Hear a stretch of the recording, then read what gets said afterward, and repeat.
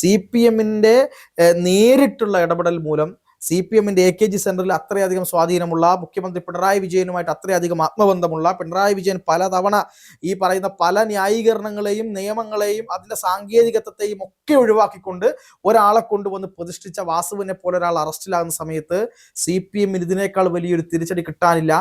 ഒരു ഭക്തൻ അവൻ്റെ പ്രശ്നങ്ങളെ മുഴുവൻ ഉള്ളിലേക്കെടുത്ത് കരഞ്ഞ് അവിടെ കൊണ്ടുപോയി കൊടുക്കുന്ന പൈസ മുഴുവൻ കക്കുന്നതിന് തുല്യമാണ് ഈ പറയുന്ന അയ്യപ്പൻ്റെ വിഗ്രഹത്തിലെ സ്വർണ്ണമായിക്കോട്ടെ, മേൽക്കൂരയിലെ സ്വർണ്ണമായിക്കോട്ടെ, വാതിലിലെ സ്വർണ്ണമായിക്കോട്ടെ, ദ്വാരപാലക വിഗ്രഹത്തിലെ സ്വർണ്ണമായിക്കോട്ടെ, ഇതൊക്കെ അടിച്ച് മാറ്റിക്കൊണ്ടുപോകുന്നത്.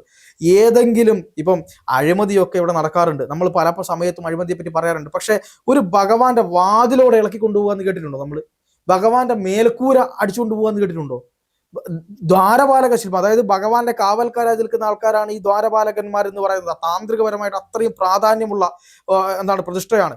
അതിനെ തന്നെ അടിച്ചു മാറ്റി കൊണ്ടുപോവുക. ഭഗവാന്റെ കാവൽക്കാരെ തന്നെ അടിച്ചു മാറ്റി കൊണ്ടുപോയാൽ പിന്നെ സുഖമാണല്ലോ.